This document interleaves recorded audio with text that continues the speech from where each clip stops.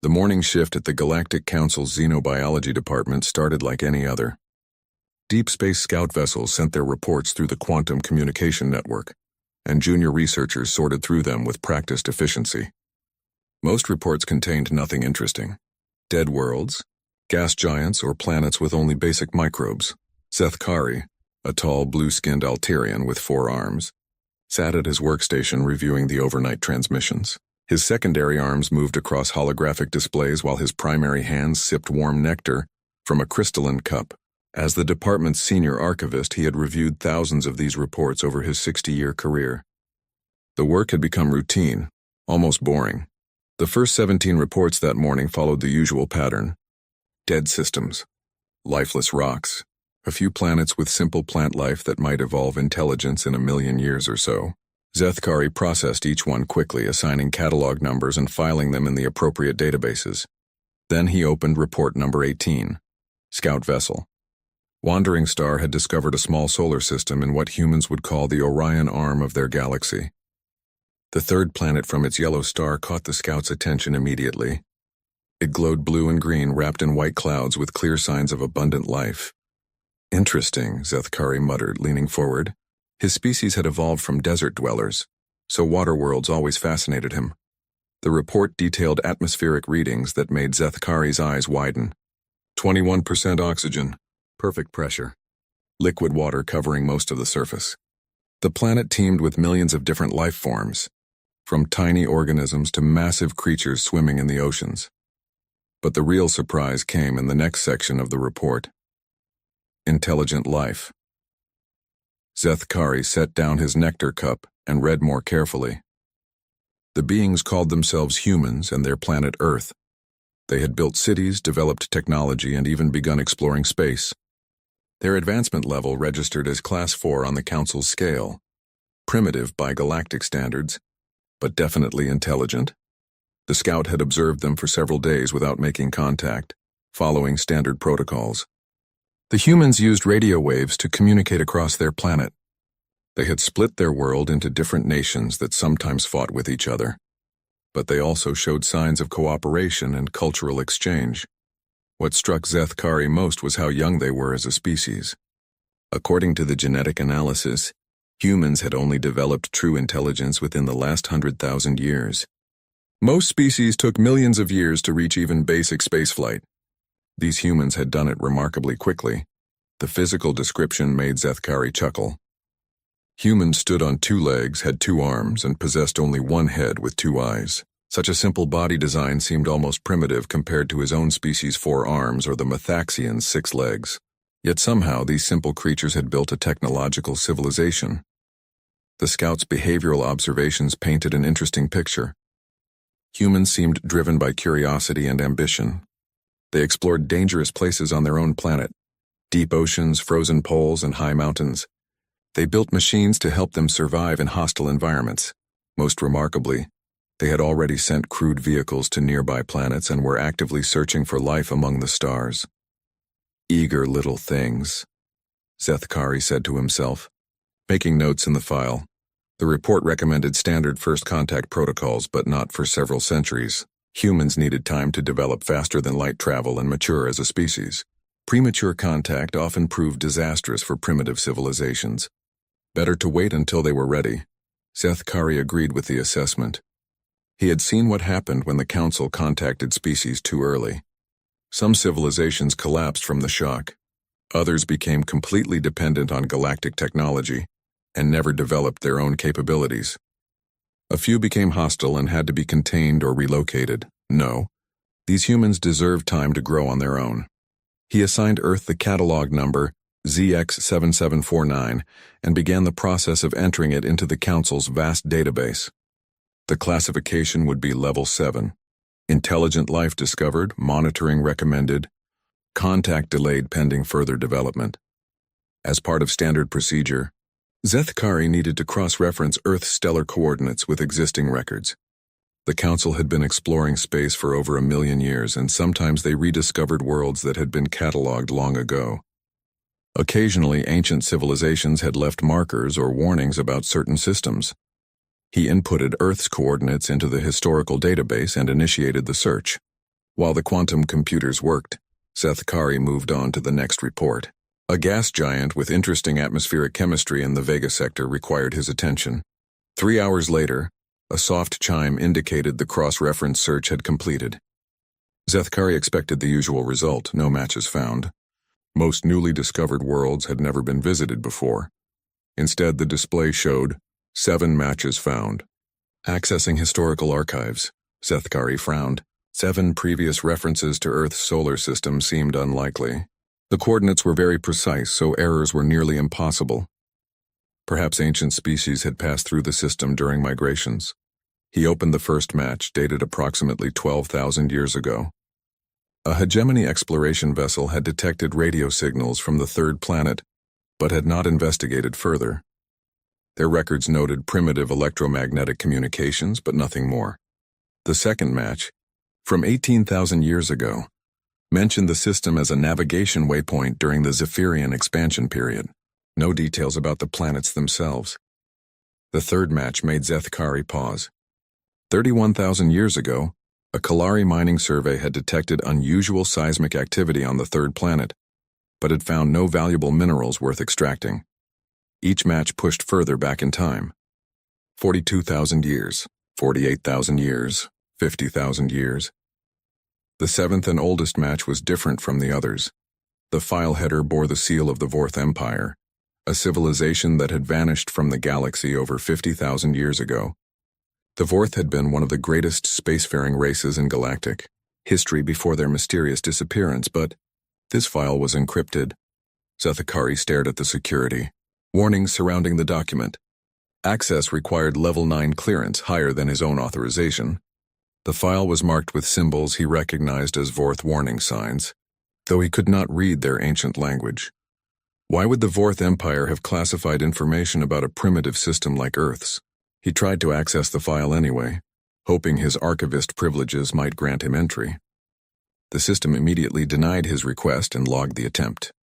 Within minutes, a message appeared on his screen. Archivist Zethkari, report to High Counselor Malethvar's office immediately. Bring file ZX7749. Zethkari felt his 4 hearts skip a beat. The High Counselor never summoned junior archivists directly. Something about Earth had triggered high-level security protocols. He gathered the Earth files and made his way through the Council's massive headquarters. The building stretched for kilometers in every direction, housing representatives from thousands of species. As he walked, Zethkari wondered what secrets a primitive human world could possibly hold. The High Counselor's office occupied an entire floor near the building's apex. Malethvar, an ancient being whose species had evolved from crystalline formations, received Zethkari in a chamber filled with floating data displays. You discovered something interesting today, Malethvar said, without preamble. His voice resonated like crystal chimes. Tell me about this world called Earth. Zethkari presented his findings describing the humans and their developing civilization. Malethvar listened without interruption, occasionally manipulating holographic displays to review the scout reports. And the historical cross-reference? Malethvar asked. 7 matches dating back 50,000 years. The oldest is a Vorth Empire file that requires level 9 clearance. Malethvar's crystalline form pulsed with dim light, a sign of deep concern in his species. Return to your duties, archivist. Speak of this discovery to no one. I will handle the Earth file personally. As Zethkari left the office, he couldn't shake the feeling that his routine discovery had been anything but routine. Something about Earth terrified the High Counselor. But what could possibly be frightening about such a young, primitive species? High Counselor Malethvar stood alone in his private chamber, staring at the encrypted Vorth file that had remained sealed for 50 millennia. His crystalline body dimmed with worry as he entered his highest security codes into the system. The file opened with a warning written in ancient Vorth script. Malethvar had learned their language during his early years as a scholar, back when he still believed the Vorth had simply evolved beyond physical existence. Now, like most council members, he suspected something far worse had happened to them. The translation appeared on his display. Warning to all who follow the star paths. The third world of the yellow star contains the Kethmaran. Let none wake them. Let none approach. The children of Kethmaran must sleep until the galaxy is ready for their return. High Sage Vorthathak, final entry. Malathavar's form flickered with shock. Kethmaran was not just any ancient term. In the old tongue, it meant the proving ground or world of the tested ones. But the phrase carried deeper meaning. It referred to a place where the most dangerous beings in the galaxy had either evolved naturally or been deliberately placed. He accessed the Council's most restricted historical databases, files that only the High Counselor could open. As he searched for references to Kethmaran, fragments of ancient records appeared on his displays. A partial Altarian chronicle mentioned the sleepers of Kethmaran, who dream of conquest among the stars. A broken hegemony text spoke of those who survived the great testing, dwelling on the world of trials. A Zephyrian religious manuscript warned that when the children of Kethmaran wake, even the stars will tremble before their hunger for the infinite. Each reference painted the same picture. Kethmaran was a legendary world where the most adaptable, most dangerous species in galactic history had originated. The ancient civilizations had spoken of its inhabitants with mixture of awe and terror. But these were just legends, weren't they? Malathavar pulled up the scout reports from Earth again, studying them with new eyes. The humans had survived an ice age that should have killed them. They had endured asteroid impacts, supervolcanic eruptions, and countless other disasters that had wiped out most species on most worlds. More disturbing was their behavior. The scouts had observed humans climbing mountains that could kill them, exploring ocean depths that crushed most vessels, and venturing into frozen wastelands that offered nothing but death. They did these things not for survival, but for curiosity. The humans fought wars with themselves, but their warfare showed frightening creativity. They had weaponized everything from chemicals to atomic energy. They built machines of war that could destroy entire cities, then turned around and used the same technology to explore space. What kind of species developed nuclear weapons before achieving spaceflight? The kind that had evolved on Kethmaran. Malathavar dove deeper into the ancient records, searching for any mention of what had happened to the inhabitants of the legendary world. Most texts suggested they had either destroyed themselves or left the galaxy entirely. A few spoke of them sleeping until some future time, but the humans were very much awake. He found a Vorth astronomical chart that matched Earth's coordinates exactly. The planet was marked with symbols that meant sealed and forbidden. Notes in the margin suggested the Vorth had maintained some kind of monitoring system around the world for thousands of years. Then Malathavar discovered something that made his crystalline form pulse with alarm. Vorth Fleet Deployment Record, dated exactly 50,000 years ago, listed massive ships stationed around Kethmaran. The mission designation was Final Watch Protocol. The last entry in the log read, "The children stir in their sleep. We cannot contain them much longer. All fleets withdraw. Let the galaxy prepare." Shortly after that entry, the Vorth Empire had vanished from history. Malathavar's hands shook as he accessed more files. He found evidence that several ancient civilizations had known about Kethmaran. Some had tried to study its inhabitants. Others had attempted to contact them. A few had even tried to conquer the world. None of those civilizations existed anymore. The pattern was always the same. First contact with Kethmaran, followed by rapid technological advancement in the contacting species, followed by their complete disappearance from galactic records. Had the inhabitants of Kethmaran destroyed them, or had contact with such a dangerous species caused them to evolve beyond recognition? Malathavar reviewed the human behavior reports again. The scouts described humans as remarkably adaptable. They lived in every environment on their planet, from frozen poles to burning deserts. They changed their surroundings to suit their needs rather than adapting to existing conditions. Most species found a suitable environment and stayed there. Humans took unsuitable environments and made them livable. The sports and entertainment humans enjoyed revealed their true nature. They competed in activities that would be considered torture by most galactic standards, running until their bodies nearly failed, fighting each other for pleasure, jumping from great heights with only fabric wings to slow their fall. They sought out danger for fun. The scout reports also noted human art and literature. Much of it focused on conflict, survival, and overcoming impossible odds. Their heroes were beings who faced certain death and refused to surrender. Their stories celebrated individuals who sacrificed themselves for others or who fought against overwhelming enemies. Even their myths and religions spoke of struggle, testing, and emerging stronger through adversity. These were definitely the children of Kethmaran. Malethvar called up a star chart showing Earth's position relative to other inhabited worlds. The humans were already sending out radio signals. Their space programs were advancing rapidly. According to the scouts' projections, they would achieve faster-than-light travel within a few centuries. When that happened, they would begin expanding into the galaxy. The children of Kethmaran would be awake and moving among the stars. Malethvar accessed the Council's emergency protocols. As High Counselor, he could declare a Code Omega situation, a threat to galactic civilization itself.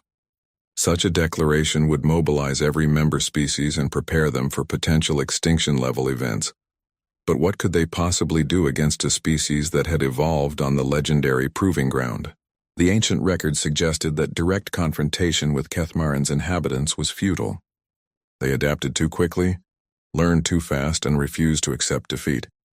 Every attempt to contain or control them had failed, yet they had slept for 50,000 years.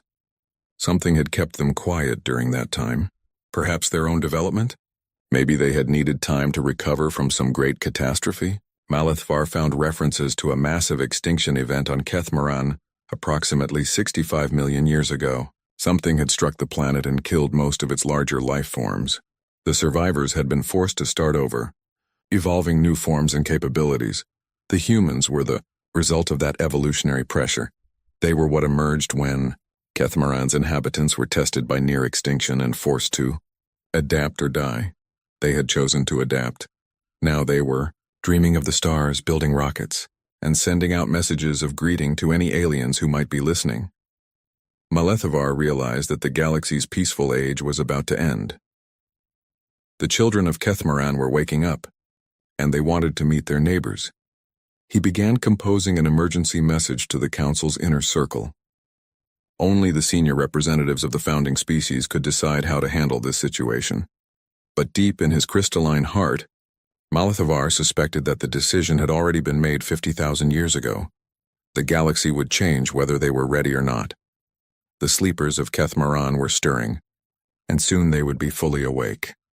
The emergency session of the Galactic Council's inner circle convened in the most secure chamber of their headquarters.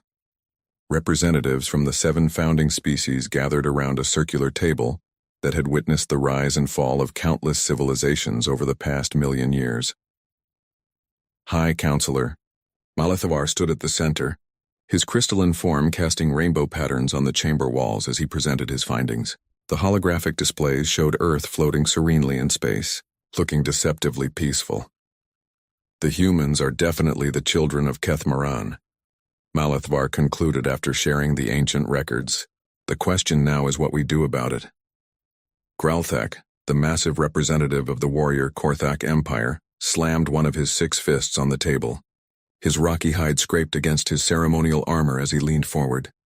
"We should destroy them now while they are still trapped on their world," he growled. "If the ancient warnings are true, waiting will only make them more dangerous." "And become the next civilization to vanish from history?"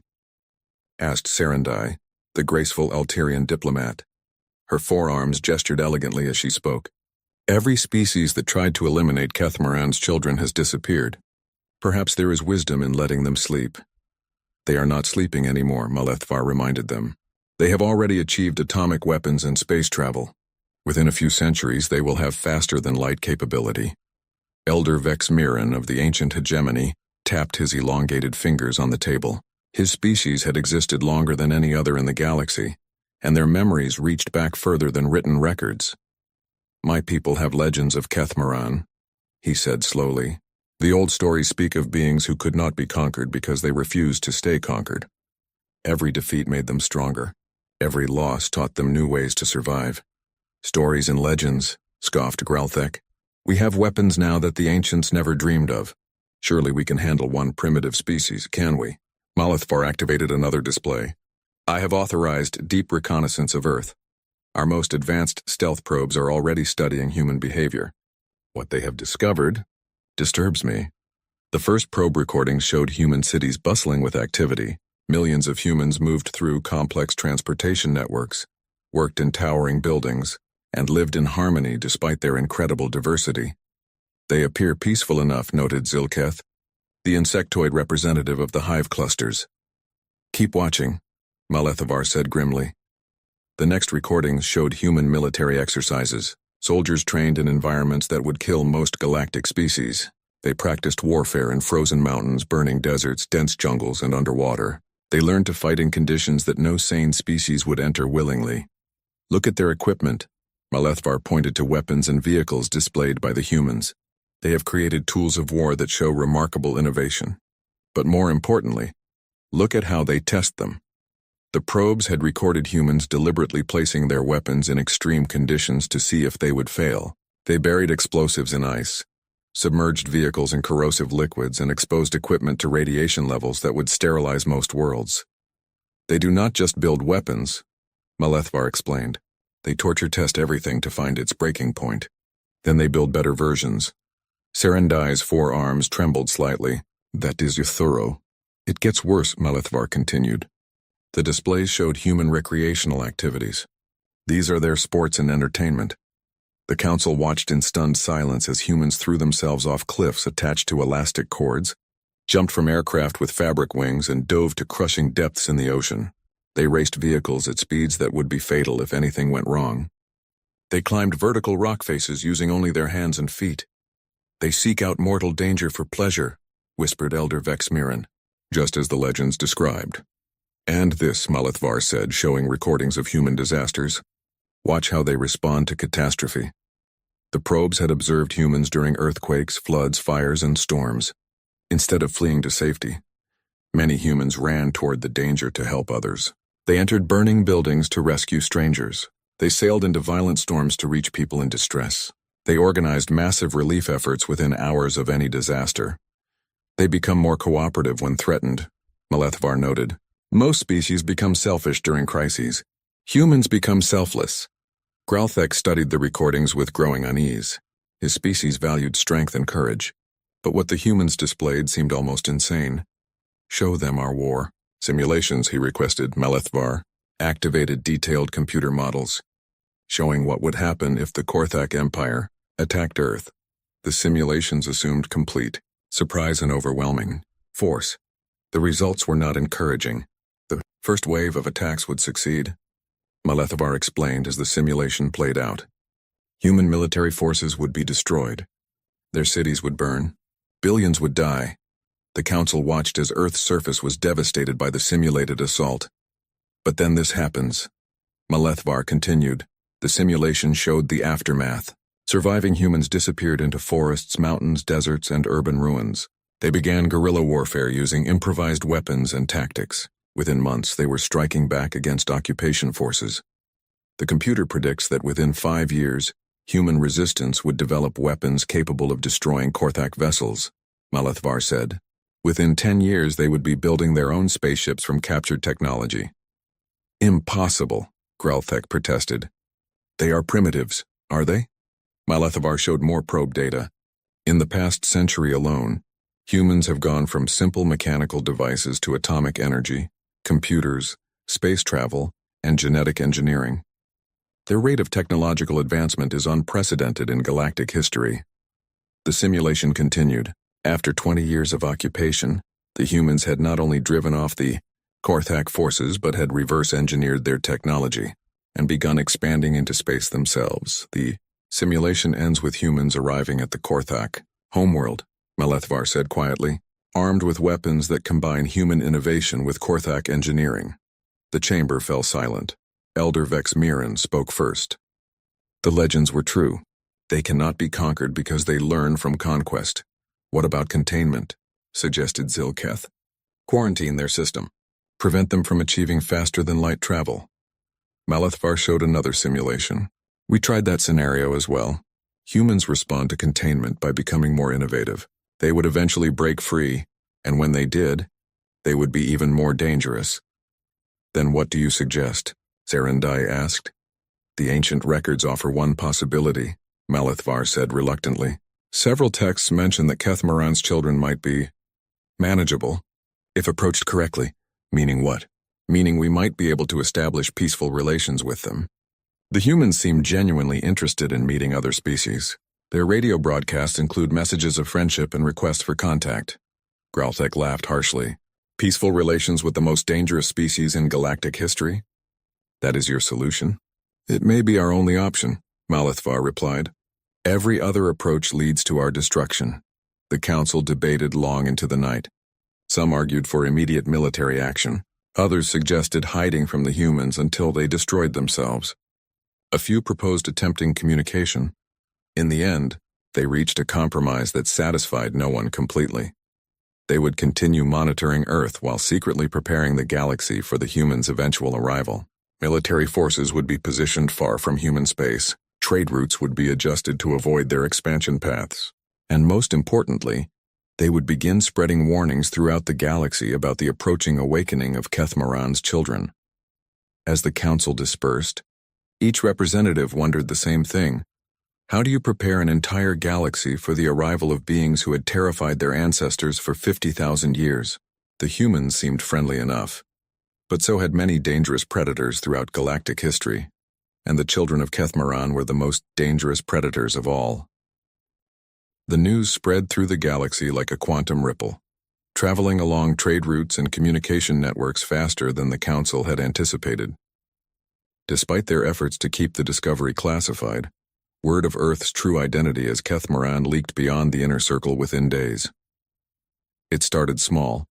A junior Altarian aide overheard fragments of a conversation between council members. A hegemony translator working on ancient texts noticed increased access to historical archives about the legendary world. A Korthak military analyst saw fleet repositioning orders that made no strategic sense unless something terrible was happening in the Outer Rim. Within a week, the rumor had reached the galaxy's information brokers. On the trade station orbiting Nexus Prime, Captain Yulmaris of the merchant vessel Silver Wind received an urgent message from his hegemony contact. The text was brief but chilling. Kethmaran has awakened. Adjust routes immediately. Avoid Sector 7749. Yulmaris had grown up listening to his grandmother's stories about the children of Kethmaran. Every spacer knew the old tales, though most considered them myth. According to legend, Kethmaran was a world where the most dangerous beings in the galaxy had evolved. Creatures that grew stronger through adversity and refused to accept defeat. The stories said that when Kethmaran's children finally reached the stars, they would reshape the galaxy in ways no one could predict. Yulmaris immediately filed new navigation plans that would take his ship nowhere near Sector 7749. Better to add 3 weeks to his journey than risk encountering whatever had awakened on the legendary world. Within days, every trade route in the galaxy was being quietly rerouted. On the militaristic world of Korthmal, General Thrakvan received sealed orders from the High Command. The message bore the highest security classifications and required biometric confirmation to open. Effective immediately, the 3rd, 7th, and 11th battle fleets will redeploy to defensive positions in the rimward sectors. The orders read, prepare for extended deployment. Monitor for unusual transmissions from Sector Tier 749. Under no circumstances are any vessels to approach. Coordinates previously designated as Kethmaran. Thrakvan's 6 hands trembled as he read the coordinates.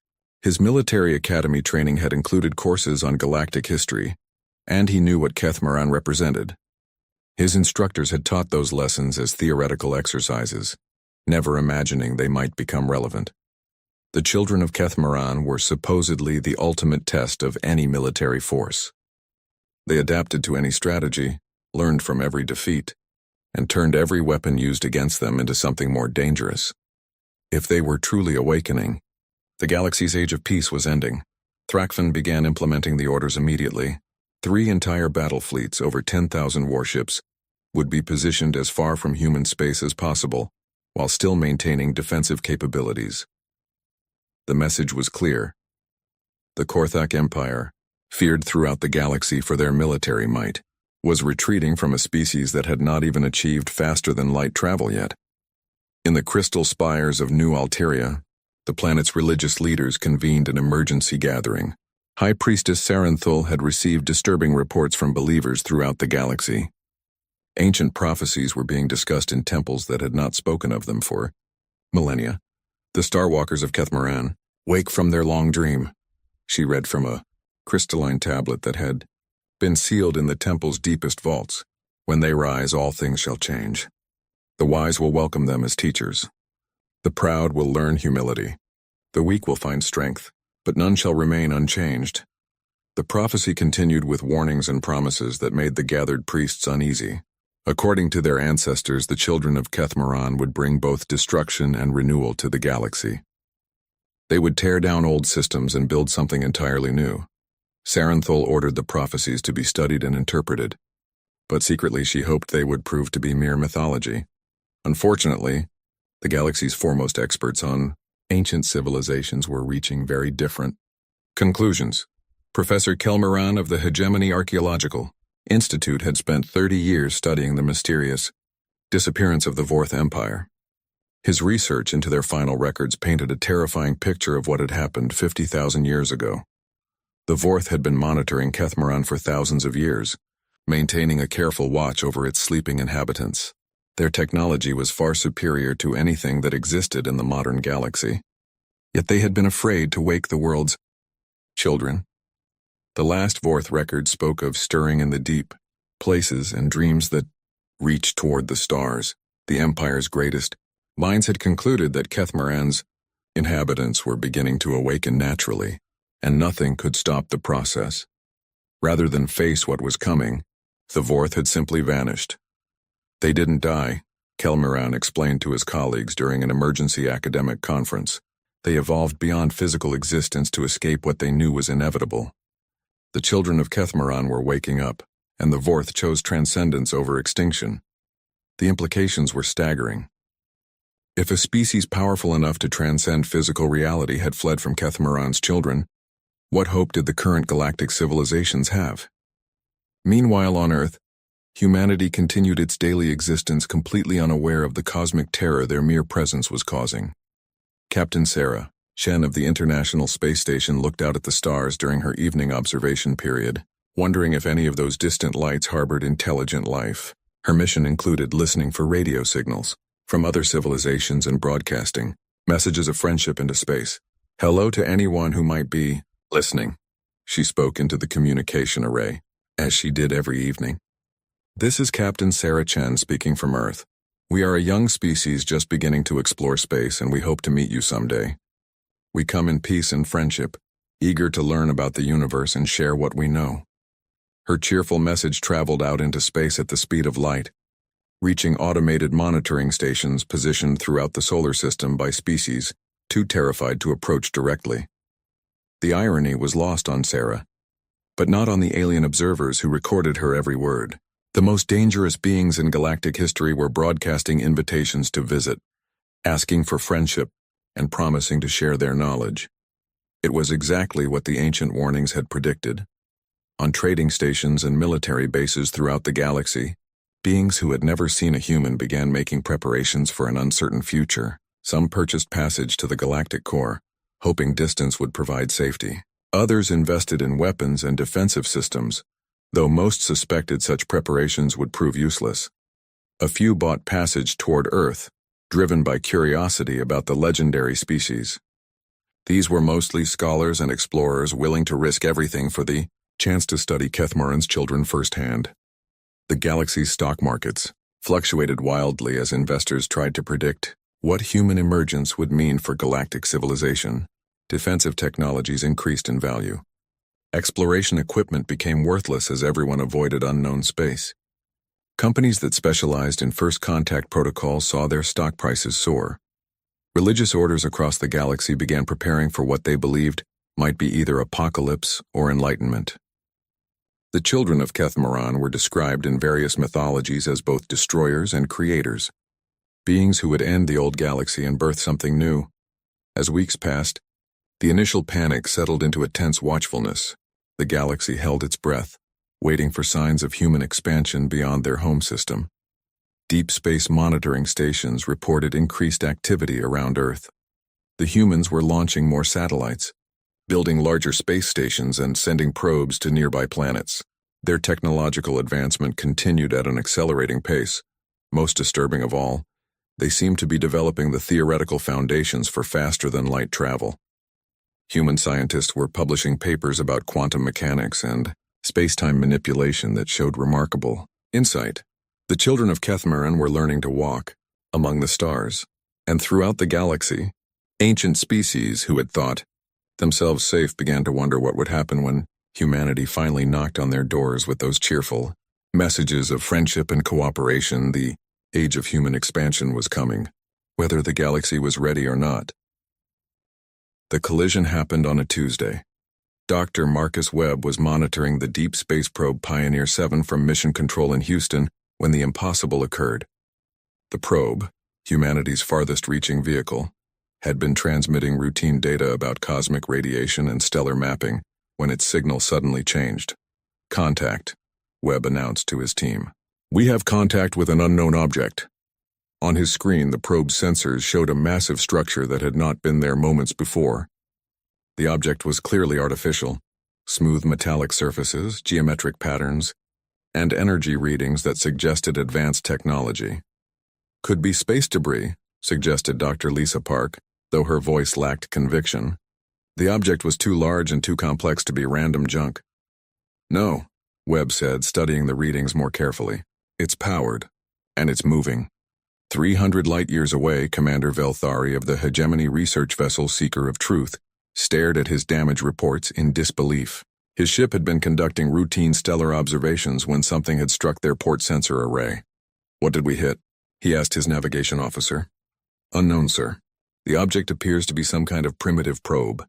Very basic construction, but it survived the impact remarkably well." Velthari felt his twin hearts sink. They were in Sector 7749, the region that had been declared off-limits due to the awakening of Kethmaran. "If this probe belonged to the humans—" "Sir," his communications officer called out urgently, "the probe is transmitting universal standard frequencies. Put it through." The bridge speakers crackled with static, then cleared to reveal a distinctly alien voice speaking in what the ship's computers identified as the primary human language. "Unknown vessel. This is automated probe Pioneer 7 from Earth. We have detected your ship and registered what appears to be a collision. Are you in need of assistance? Please respond on any frequency. We are eager to establish peaceful contact." Velthari stared at the display in shock. The legendary children of Kethmaran had just asked if his vastly superior vessel needed help. Back on Earth, the excitement at Mission Control was electric. Humanity's first contact with alien intelligence was happening live, transmitted across impossible distances by quantum entanglement communicators that the probe's designers had never imagined would be necessary. "Should we respond?" Dr. Park asked, her hands hovering over the communication controls. "Absolutely," Webb replied. "This is what we've been hoping for since we first looked at the stars." He activated the communication system and spoke carefully into the microphone. "Unknown vessel, this is Dr. Marcus Webb speaking for planet Earth and the human species. We confirm collision with your ship. Are your crew injured? Do you require assistance? We come in peace and friendship." On the Seeker of Truth, Velthari listened to the human's response with growing amazement. The beings his species had feared for 50,000 years were genuinely concerned about his crew's welfare. "Sir," his medical officer reported, "we have 17 injured crew members. Nothing fatal, but the collision damaged our medical bay." Velthari made a decision that would change galactic history.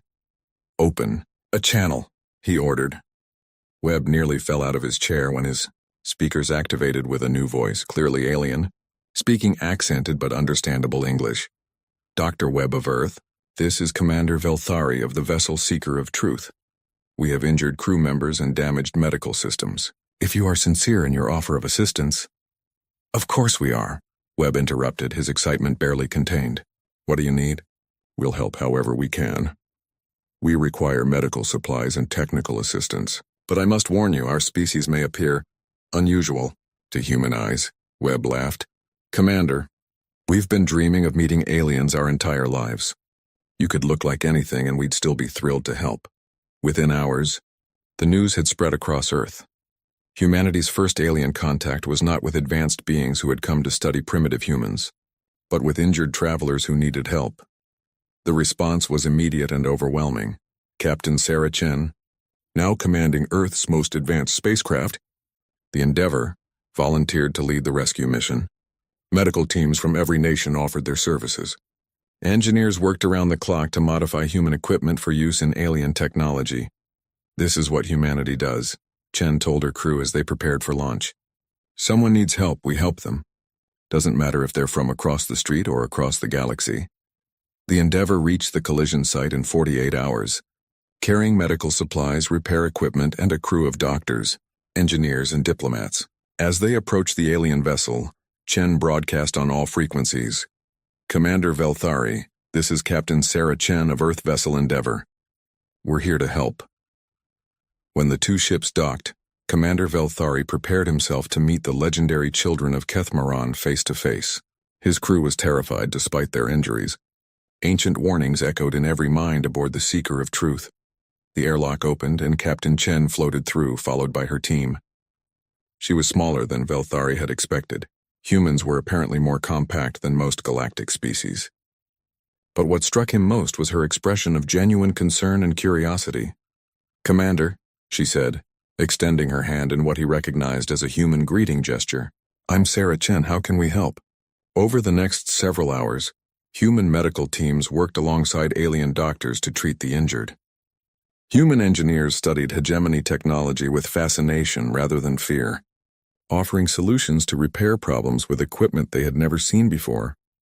Most remarkably, the humans seemed completely unimpressed by their own legendary status. "You've never heard of Kethmaran?" Velthari asked Captain Chen during a quiet moment. "Should we have?" Chen replied. "Is that what other species call Earth?" "It means the proving ground," Velthari explained carefully. "According to our oldest records, your world was where the most dangerous beings in galactic history evolved." Chen laughed. "Dangerous? Commander, we brought cookies," she was right. The human medical team had indeed brought homemade cookies to share with the alien crew, along with coffee, tea, and various comfort foods. "Your species has been feared for 50,000 years, Velthari continued. "Still trying to understand. That's awful," Chen said, her expression becoming serious. "Fear is terrible. We don't want anyone to be afraid of us. We just want to learn about the universe and maybe make some friends along the way."